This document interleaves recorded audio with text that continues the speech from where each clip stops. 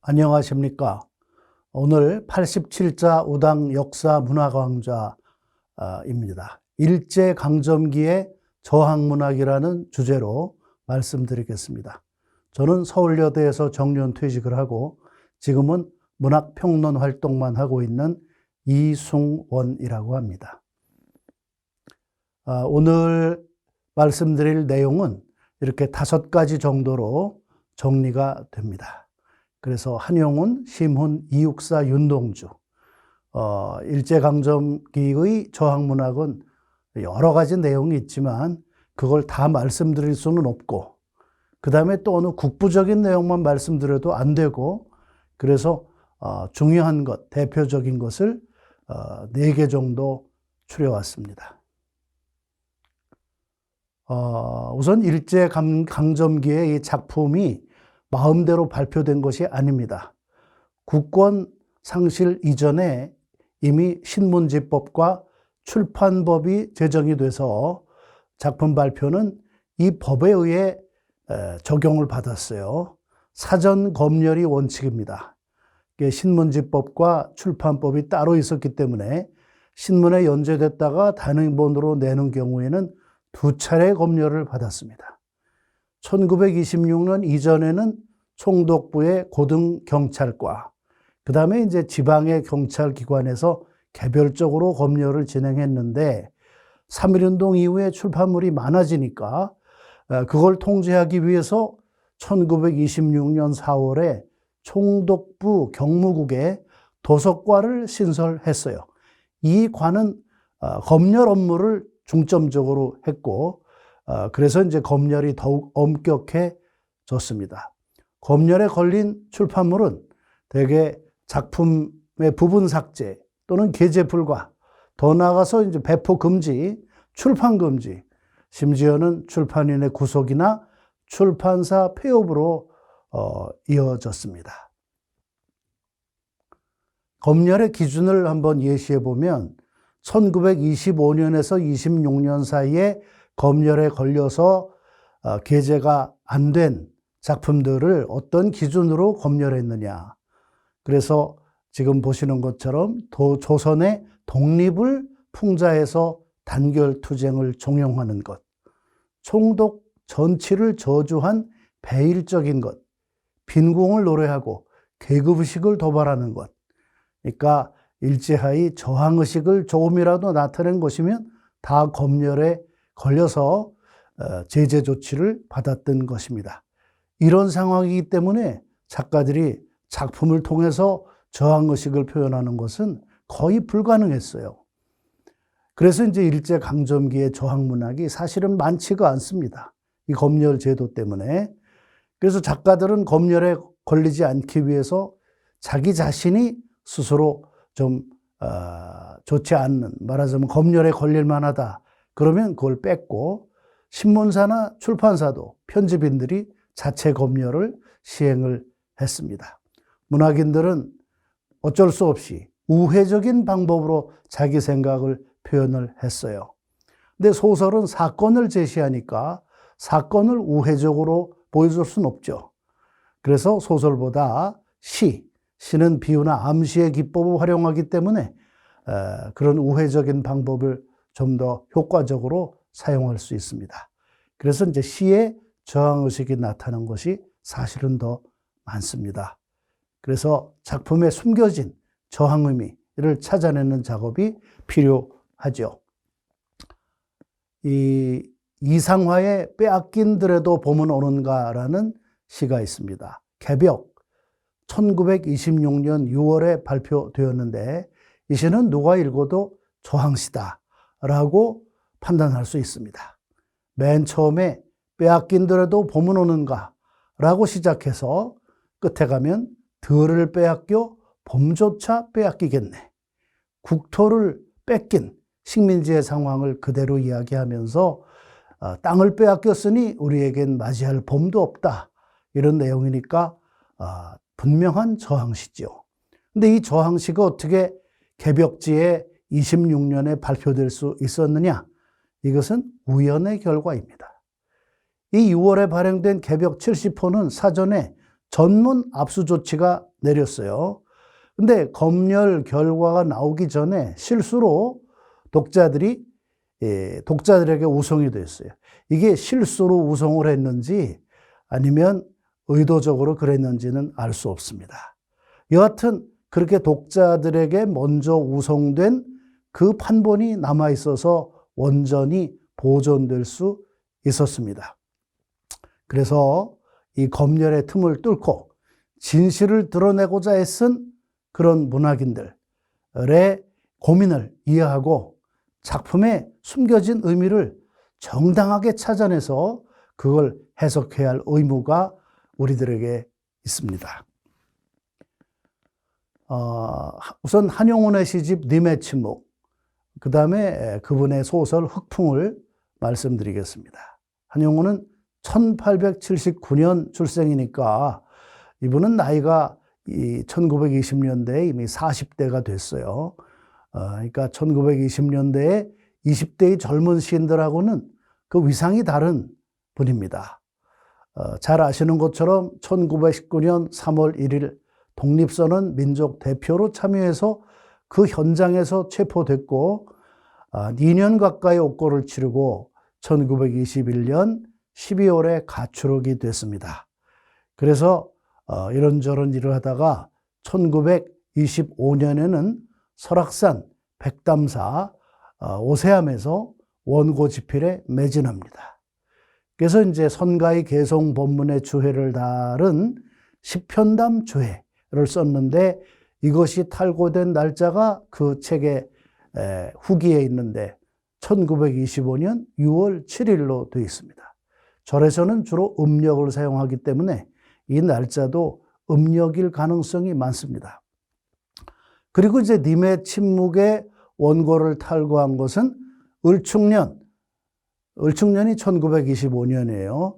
8월 29일 밤이다 이렇게 되어 있습니다. 그러면 십편담 주에서 님의 침묵까지 한 석 달 가까운 2달 20일 정도의 시간이 있어요. 이 원고가 시집으로 간행된 것은 이듬해 5월입니다. 그때는 출판 사정이 어려워서 원고가 책으로 접판될 때 아주 시간이 많이 걸렸어요. 그러면은 만해 한용운 선생이 이 시의 원고를 쓴 것은 오세암에 있던 한 2달 20일 정도의 기간 동안, 여름에서 가을에 이르는 기간 동안 집중적으로 써서 원고를 만든 것을 알 수 있습니다. 이 원고에 한용운 선생의 어떤 정신이 담겨 있는 것이죠. 그 시집에 군말이라는 게 있어요. 군말이라는 건 이제 서문에 해당하는데 거기서 무슨 말을 했느냐? 이게 군말의 전부입니다. 여기 기루다라는 말이 나오는데 기루다라는 것은 쉽게 사랑한다 이렇게 이해하시면 될 겁니다. 아끼고 사랑한다는 뜻이에요. 그래서 석가가 사랑하는 것은 중생이고 칸트가 아끼고 위한 것은 철학이고 장미화가 좋아하는 건 봄비고 마치니는 19세기 말에 이태리의 통일운동을 한 애국자입니다. 마치니의 님은 이태리다. 마치니가 사랑한 것은 이태리다 이거죠.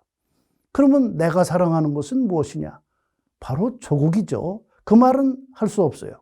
그 말을 하면 검열에 걸리니까 빙 돌려서 독자들도 지금 자유연애를 한다고 하는데 그 자유연애의 대상인 님이 정말 님이냐? 너희 그림자가 아니냐? 이렇게 질문을 하고 나는 해저문 벌판에서 돌아가는 길을 잃고 헤매는 어린 양이 사랑스러워서 그 어린 양을 아껴가지고 이 시를 쓴다. 그러니까 이 해저문 벌판에서 돌아가는 길을 잃고 헤매는 어린 양, 이건 결국 나라를 잃고 헤매는 국민들, 민족들, 중생들이죠. 그 중생들을 위해서 시를 쓴다라고 밝힌 것입니다. 이걸 정식으로 서술하지 않고 빙 돌려서 우회적으로 말을 했어요. 그러면 이제 한용운 선생의 시에 나오는 구절들, 님의 침묵 유명한데 거기 님은 갔지만 나는 님을 보내지 아니하였습니다. 유명한 구절이죠. 국가는 망했지만 그 망한 국가는 내 마음속에 뚜렷이 살아있다. 제곡절을 못 이기는 사랑의 노래는 내가 아무리 억제하려고 해도 저절로 솟아나오는 사랑의 노래는 침묵하는 님 주위에 계속 돌고 돈다. 님에 대한 사랑의 노래는 끝없이 울려 퍼진다. 이런 뜻이죠. 타고 남은 제가 다시 기름이 됩니다. 제가 기름이 되니까 타면은 또 타고 타면은 또 타고 제가 기름이 되고 제가 기름이 되니까 그치지 않고 계속 타는 것이죠. 그칠 줄을 모르고 타는 것은 뭐냐? 나의 마음, 나의 가슴이에요. 나의 가슴은 누구의 밤을 지키는 약한 등불입니까? 바로 아까 말한 조국, 민족, 중생, 그 어두운 밤을 지키는 등불 노릇을 내시가 하고 싶다. 이런 뜻입니다. 또 나는 님을 기다리면서 괴로움을 먹고 살이 찌고 어려움을 잊고 키가 큰다. 님을 기다리는 게 쉬운 게 아니에요. 근데 내가 님을 기다리는 것은 억지로 기다리는 게 아니라 저절로 내가 하고 싶어서 그냥 기다리는 겁니다. 그렇지만 그 기다림에는 괴로움이 있고 어려움이 있어요. 고난이 있어요. 그러나 그 고난이, 고초가 나를 살찌게 하고 나를 키 크게 하는 하나의 동력, 힘이 된다. 이런 얘기를 하고 있습니다. 한용운은 바로 님을 기다리는 괴로움, 그것이 자신을 성장시키는 동력이 된다고 했고 그런 믿음을 실천에 옮기며 살았어요. 그리고 그 믿음을 시로 표현하면서 시집을 낼 때 이 시를 많은 사람이 읽고 자기 생각에 동화되기를 바랬겠죠. 그러나 불행히도 그 시집은 그렇게 많이 팔리지 않았습니다. 그래서 이제 시에서 자기 뜻이 제대로 전달 안 되니까 소설을 썼어요. 소설. 한용운이 소설을 썼다는 것은 아는 사람이 드문데 소설 여러 편을 썼습니다. 그중에 흑풍, 검은 바람이라는 제목의 소설을 조선일보에 1년 가까이 연재했습니다. 이 나라는 중국 청나라 말기가 배경이에요. 그러니까 검열을 피하기 위해서 배경을 그리고 인물을 20년 전에 청나라로 설정을 했습니다. 이게 무슨 얘기냐? 저 옛날에 중국 청나라 시대 얘기다. 이렇게 돌려댈 수 있죠. 근데 주인공은 혁명의식을 가진 왕한이라는 인물, 그의 애인인 창순, 이 두 사람인데 이 두 사람이 나라를 구하려는 정신, 사회를 변혁하려는 의지, 이런 걸 가지고 있습니다. 그래서 두 사람을 중심으로 한 파란만장한 인생사가 펼쳐집니다. 지주와 소작인의 갈등도 나오고 노동자와 빈민들의 비참한 삶도 나오고 이런 걸 통해서 혁명적 저항의식, 민족의식을 담아냈어요. 이게 소설이 쭉 진행돼서 끝부분에 가면 왕한이 창순하고 결혼을 해요. 결혼을 하니까 창순에 대한 사랑을 더 완성시키기 위해서 지금까지 해온 혁명 사업은 끝이 안 보인다 이거죠. 그러니까 창순에게 사랑을 바치려는 생각을 하면서 혁명을 벌이려고 해요. 그랬더니 그 안에 창순이 남편의 혁명 의지를 고취시키기 위해서 자살을 합니다. 당신이 혁명가가 될 인물인 줄 알고 사랑하고 결혼했는데 혁명의 의지를 포기한다면 난 살 가치가 없다. 혁명에 성공하는 인물이 되기를 바란다. 말을 남기고 몸을 버립니다. 그러자 왕한이 거기 충격을 받고 다시 혁명 의지를 되찾고 혁명의 길로 떠나는 것이 마지막이에요. 그러니까 이 소설은 혁명이 주제입니다. 혁명. 이 흑풍, 그 당시에 공산주의는 붉은색으로 표현해서 적풍이라고 했고 아나키즘, 부정부주의는 대개 흑색으로 표현했는데 한용운 선생이 혹시 아나키즘의 사상을 좀 관심을 가진 게 아닌가 하는 생각도 들어요. 제목을 보면. 여하튼 혁명을 주제로 한 이 소설이 어떻게 검열에 통과될 수 있었느냐. 우선은 청나라 말기가 배경이고 그 다음에 이 정치적 사건 말고 여러 가지 잡다한 사건이 펼쳐집니다. 그래서 서사구조가 좀 산만해요. 이 얘기했다 저 얘기했다 남녀의 사랑이 나오고 거기 어떤 여자는 그 사악한 부자하고 일부러 결혼을 해서 그 부자의 돈을 혁명 자금으로 운반함으로써 자기 목적을 다하기도 하는. 그래서 이제 그 부자와의 또 관계가 아주 여러 차례 연재가 되고 그러는데 이렇게 작품 구성을 좀 산만하게 한 것도 일제의 검열을 피하기 위한 것이 아니었나 하는 생각도 듭니다. 그래서 이런 소설을 한용운 선생이 또 썼어요. 그 다음에 이제 심훈. 심훈은 이제 1901년생입니다. 이분도 3.1운동에 가담을 했는데 그때 경성 제1고보 학생이었어요. 경성 제1고보는 국내에서 가장 우수한 학생들이 가는 요즘 말로 하면 인류대학이었죠. 그래서 경성 제1고보는 일본인 반, 조선인 반 이렇게 다녔어요. 근데 3.1운동에 가담을 하니까 퇴학 조치가 내립니다. 학교에서 퇴학당하니까 중국으로 유학을 갔어요. 그래서 어떤 사람의 소개로 북경에 가서 우당 이회영 선생님, 이회영 선생님 집에서 2개월간을 머물렀어요. 그러면서 우당 선생에게 저는 연극 공부를 하고 싶어서 불란서 같은 데로 유학 가고 싶다고 했더니 우당 선생께서 말씀하시기를 그러면 안 된다. 너는 외교가가 될 소질이 있으니 어학에 정진하라. 이렇게 당부하셨다는 겁니다. 이걸 자기의 회고담으로 써서 남겼어요. 그래서 이제 귀국한 다음에 신문사 기자도 하고 영화에도 좀 관계를 하고 연극운동도 하고 그러다가 1930년 10월 29일부터 조선일보에 장편소설 동방의 애인을 연재합니다. 근데 검열에 걸려서 중단되고 말아요. 다시 또 장편소설을 써서 불사조라는 작품을 연재하는데 이것도 검열에 걸려서 중단됩니다. 자, 소설 2편이 연재 중단이 되니까 시집을 내자. 시집 출판 신청을 했는데 이것도 검열에 걸려서 실을 수가 발간할 수가 없었어요. 그 시집에 들어있는 유명한 작품이 바로 심훈의 그날이 오면입니다. 그날이라는 건 조국 광복의 날이겠죠. 조국 광복의 날이 오면 삼각산도 춤추고 한강물도 용솟음치고 자신은 너무 기뻐서 종로의 인경을 머리로 들이받아서 두개골이 산산조각이 나서 깨져도 기뻐서 죽는데 무슨 한이 남겠느냐. 참 이런 극렬한 시를 썼어요. 또 거기서 더 나아가가지고 아주 자학적으로 잘 드는 칼로 자기 몸에 가죽을 벗겨서 북을 만들어가지고 여러분의 행렬에 앞장을 서서 우렁찬 고함소리를 지르겠다. 죽어도 한이 없다 이거죠. 이런 엄청난 시를 썼습니다. 이런 시가 들어있는 시집이니까 그 시집이 발간될 리가 없죠. 여기서 그날이란 당연히 조국 해방의 날을 의미하죠. 그래서 삼각선이 춤을 추고 한강물이 용솟음치는 황홀한 장면을 표현했어요.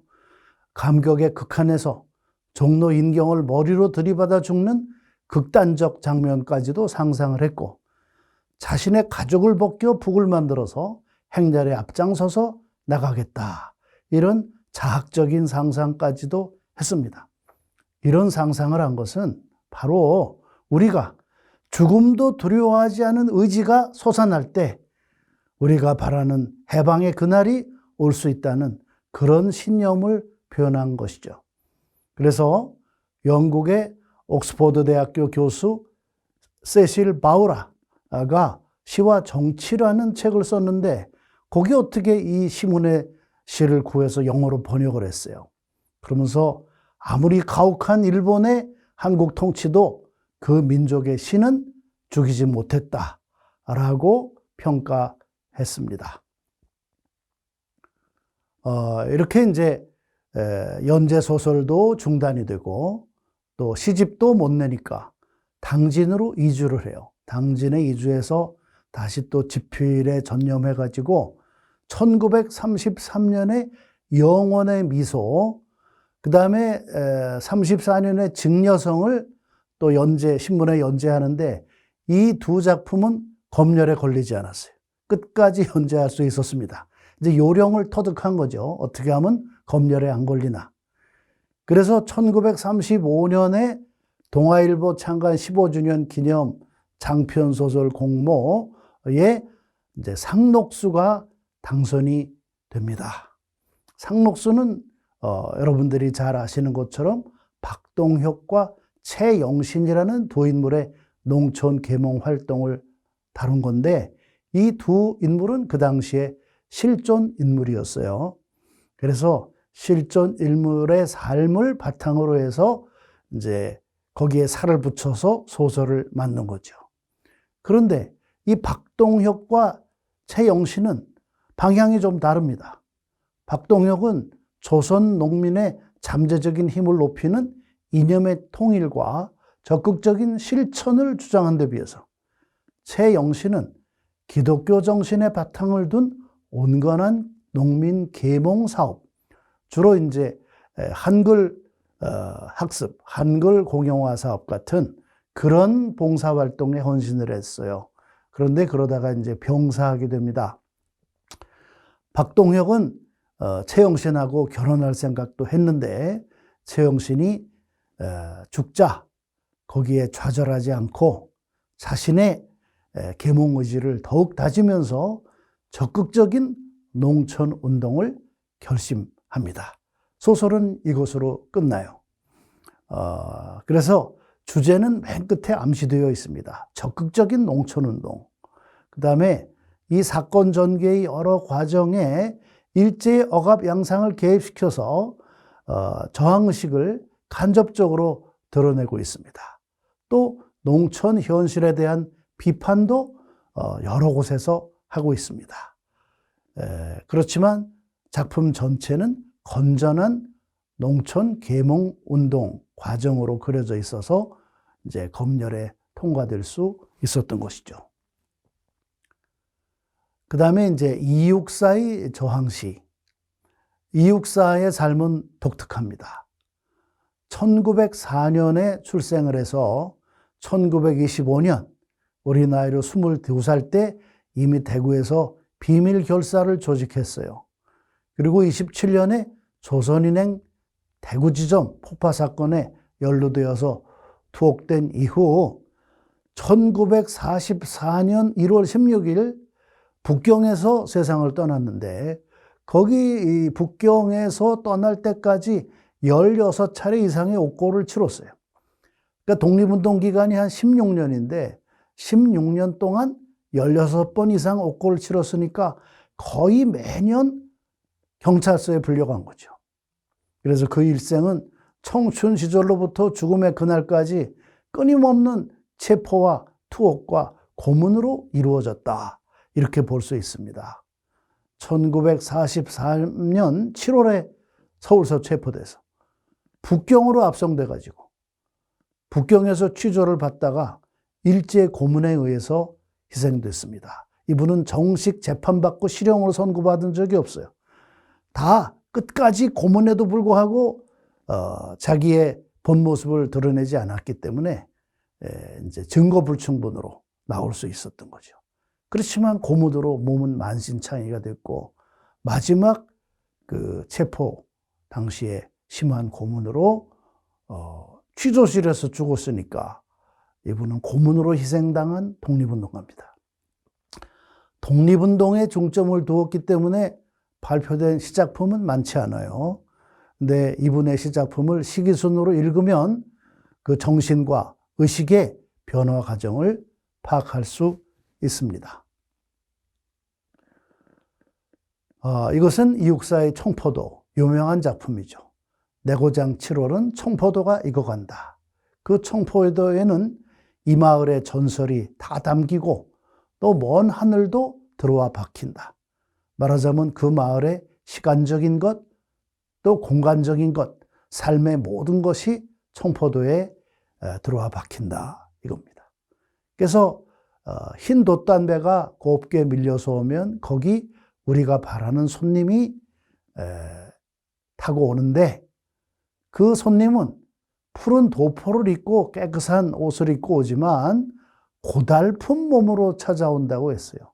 어떻게 조국 광복의 기쁜 소식을 전해주는 손님이 고달픈 몸으로 오느냐?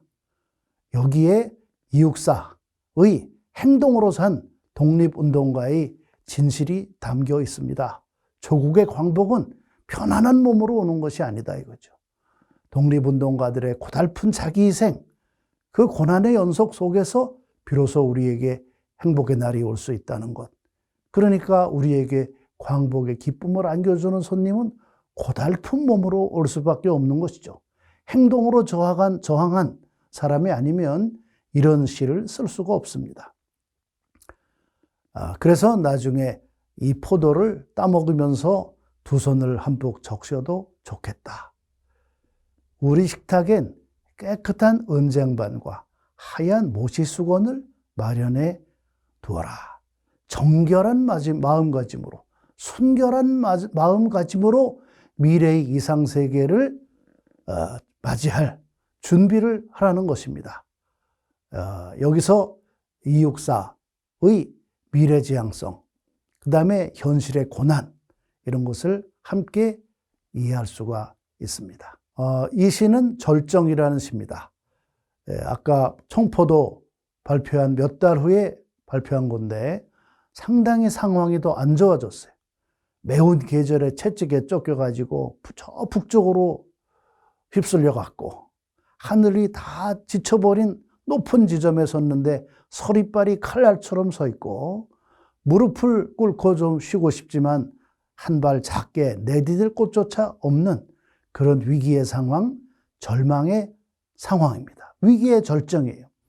이런 가운데에서 내가 생각을 좀 해봐야겠다. 생각으로 이 겨울을 바꿔야겠다. 그래서 얻어낸 게 겨울은 강철로 된 무지개인가 보다 라는 생각입니다. 현실의 억압이 가중되어서 최악의 상황에 직면했어요. 서리빨리 칼날처럼 날카롭게 돋아있고 한 발 제겨 디딜 수도 없는 그런 절박한 상황입니다. 이런 절망과 고통의 절정에서 할 수 있는 일은 눈을 감고 생각해 보는 거지. 내면의 사색을 통해 현실을 좀 바꿔보는 겁니다. 그래서 얻어진 게 강철로 된 무지개. 이육사 시에서 무지개는 여러 편의 시에 나오는데 대개 다른 공간으로 넘어가는 다리 역할을 합니다. 이곳에서 저곳으로 넘어가게 해주는 무지개. 그러니까 이육사는 겨울, 자기가 처한 암담한 현실, 이것도 생각하기에 따라서는 다른 세계로 나를 넘어가게 하는 무지개가 다리가 될 수 있다. 이렇게 생각하는 것이에요. 무지개는 고통의 절정에서 다른 세계로 나를 넘어가게 해주는 매개물이다. 그래서 겨울, 암담한 현실, 고통스러운 현실을 무지개 다리를 타고서 넘어가겠다. 이런 내면의 의지가 이 시에 표현됐습니다. 근데 그 무지개는 7빛깔 아름다운 무지개일 수는 없죠. 겨울이라는 암담한 상황의 비유이기 때문에 강철로 된 무지개, 강철처럼 차갑고 딱딱한 시커먼 그런 무지개일 수밖에 없었던 것이죠. 여기서 우리는 이육사의 그 의지를 발견할 수가 있습니다. 이 절정을 발표하고 또 몇 달 지나서 교목이라는 시를 발표했습니다. 교목이라는 것은 높은 나무예요. 높은 나무. 이 높은 나무는 세월에 불타고 우뚝 남아서 있는데 그 커다란 나무에 꽃이 화려하게 피는 법은 없죠. 봄이 되면 개나리, 진달래, 작은 나무들이 꽃을 피우지 커다란 교목이 꽃을 피우는 일은 없습니다. 외적인 화려함을 거부하는 강인한 정신 자세를 나타내기 위해서 차라리 봄도 꽃피진 말아라. 그리고 어떤 상황이 와도 마음은 아예 뉘우침 아니리. 뉘우치지 않겠다. 세 번째 연에서는 죽음을 연상합니다. 죽음, 검은 그림자 쓸쓸하게 호수속 깊이 거꾸러진다. 이건 죽음의 장면이죠. 그렇게 죽음이 나에게 다가와도 차마 바람도 흔들진 못해라. 나의 마음, 나의 의지, 이것은 바람도 흔들지 못할 것이다. 이렇게 어떠한 시련에도 뉘우치지 않고 흔들리지 않는 그런 정신적 자세를 견지하겠다는 마음을 표현했습니다. 이후에는 이제 시 발표가 거의 없어요. 우선 한글로 시를 발표 못하게 했고, 그 다음에 이육사도 발표할 어떤 여유가 없었던 것 같습니다. 그리고 이제 44년에 세상을 떠나게 되니까 해방된 다음에 유족들이 그 유작을 모아서 자유신문에 몇 편 발표했어요. 그 중에 한 편이 광야입니다. 그래서 드넓은 광야가 있는데 이 광야에 이제 태초에 처음으로 세계가 열렸어요. 천지가 개벽을 했습니다. 모든 산맥들이 생겨났는데 드넓은 광야는 침범하지 못했다. 그 신성한 광야가 유지됐는데 또 오랜 세월이 지나서 역사의 강물이 길을 열어서 민족 역사가 시작이 되었다. 이런 얘기를 했습니다. 현재는 겨울이라 눈 내리는 암담한 상황이에요. 근데 어디선가 매화 향기가 풍겨옵니다. 매화 향기는 겨울에도 시들지 않는, 꺾이지 않는 독립정기, 민족 정기를 상징하겠죠. 그런 민족의 정기가 그래도 나에게 전해오니까 나는 여기 노래의 씨를 가난하지만 그래도 씨앗으로 남아있는 노래의 씨를 뿌린다. 씨앗을 뿌리면 그 씨앗은 언젠가 싹 터서 자라가지고 열매를 맺을 것입니다. 그 열매 맺는 그날을 천고의 뒤라고 그랬어요. 천고, 천년의 세월, 아득한 세월이 흐른 다음에 백마 타고 오는 초인이 있어 이 광야에서 목 놓아 부르게 하리라. 그러면 이상세계가 우리에게 오는데 어째서 아득한 세월 뒤에 온다고 했느냐. 이 육사는 항일 독립운동을 펼치면서 조국의 광복이 그리고 조국의 이상세계가 그렇게 쉽게 오지 않으리라는 것을 알았던 것 같아요. 자기의 종말도 다가오고 자기의 힘도 지쳐가고 그러니까 아득한 후세의 이상세계가 올 것이라고 상정하고 미래를 위해서 노래의 씨앗을 뿌린 것입니다. 씨앗은 언젠간 싹이 터서 열매를 맺을 것이다. 그것이 100년, 200년 후가 아니라 1000년 뒤로 하더라도 나는 오늘 노래의 씨앗을 뿌린다. 참 장엄한 생각입니다. 10년, 20년 후에 좋은 세상이 온다. 그럼 오늘 고통을 견딜 수 있어요.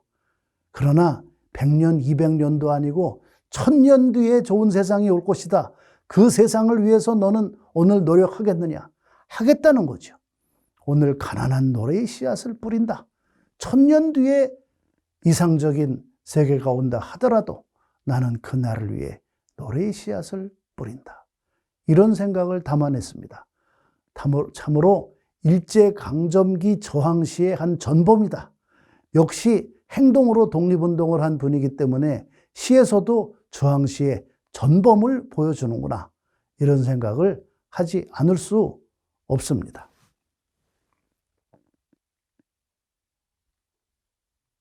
그 다음에 윤동주에 대해서 말씀드리겠습니다. 윤동주는 참 생각하면 좀 불행한 삶을 살았어요. 물론 앞에 이육사도 그렇고 뭐 시문도 그렇지만 시문은 그 아까 상록수를 발표한 다음에 1936년에 장티푸스가 걸려서 그만 죽었어요. 그분은 병사였습니다. 이육사는 이제 아까 말씀드린 대로 고문사를 당했고 윤동주는 옥사를 했죠. 옥중에서 죽었습니다. 이분은 1917년 12월 30일생이에요. 나이를 얘기할 때 조금 곤란해요. 12월 30일생이니까 1918년 1월이 되면 우리 나이로 벌써 2살이에요. 윤동주가 몇 살에 죽었느냐? 25, 26, 27 이런 여러 설이 있는 건 그 출생 연월일 때문입니다. 여하튼 1917년 12월에 출생해서 서울의 연희전문을 마치고 일본의 도시자 대학에 유학을 갔어요.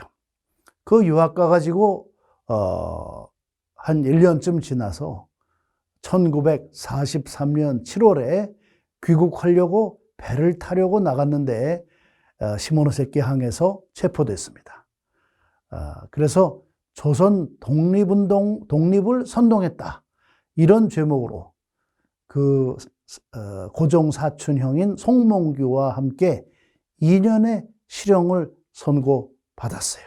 그때 함께 체포되었던 조선인 학생들 나머지는 다 석방이 됐는데 송몽규와 윤동주만 실형 선고를 받았습니다. 분명한 조선 독립운동의 혐의가 발견됐던 거죠. 그래서 복역하다가 45년 2월 16일 새벽 외마디 소리를 지르고 죽었다. 이렇게 간수가 보고했어요. 윤동주는 앞에 이육사와는 달리 항일 독립운동의 행적은 없습니다. 창작 노트에 써놓은 시에도 저항의식을 직접 드러낸 작품은 거의 없어요. 그런데 그의 시에는 현실의 억압에 괴로워하면서 순결한 영혼을 지키려고 애쓴 내성적 지식인의 고뇌가 담겨 있습니다. 그래서 제가 이 제목을 윤동주의 내성적 저항시다. 행동으로 저항한 것이 아니라 마음으로 저항했다. 이런 뜻이죠. 자기의 의식을 행동으로 표출하지 못하는 나약함, 자신의 나약함을 부끄러워하면서 그 심정을 정직하게 시로 표현했어요. 숨김없이. 나는 참 부끄러운 존재다. 욕된 존재다. 그렇게 얘기하기가 참 힘든 것입니다. 그래서 윤동주는 행동으로 저항한 것이 아니라 자신의 고뇌하는 영혼으로, 양심으로 저항을 했다. 이렇게 봅니다. 이것은 윤동주의 십자가인데 윤동주는 시를 쓰고서 꼭 거기 자기가 시를 쓴 날짜를 밝혔어요. 이 시는 1941년 5월 30일에 쓴 시입니다. 일기를 쓰듯이 시를 썼어요. 이 시를 보면은 교회당 꼭대기에 십자가가 걸렸는데 십자가가 너무 높아서 거기까지 올라갈 수가 없다. 그래서 그 십자가에서 종소리도 들려오지 않으니까 휘파람이나 불며 서성거리다가 예수처럼 나에게 십자가가 허락된다면 죽겠다는 거예요. 피를 조용히 흘리겠다. 이런 시를 썼어요. 근데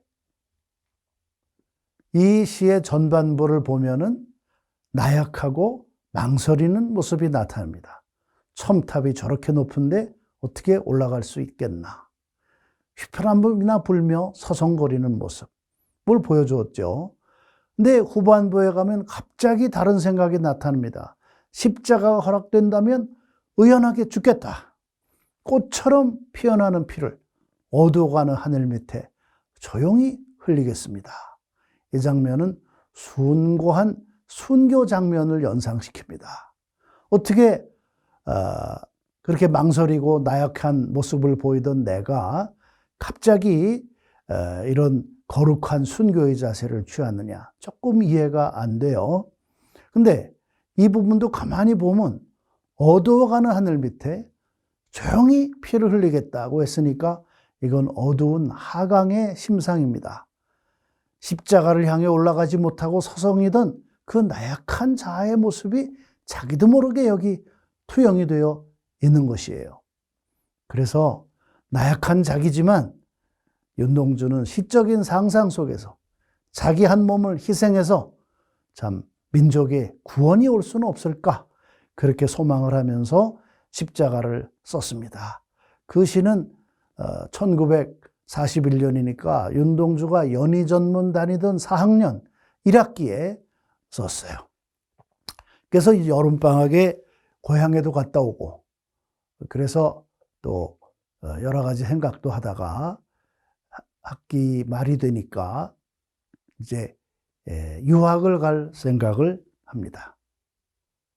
윤동주는 그 4학년 말이 되니까 이제 유학 갈 생각을 해요. 송몽교하고. 근데 41년 12월에 태평양 전쟁이 터져서 졸업이 앞당겨집니다. 졸업이 그땐 3월 말인데 12월 말로 졸업했어요.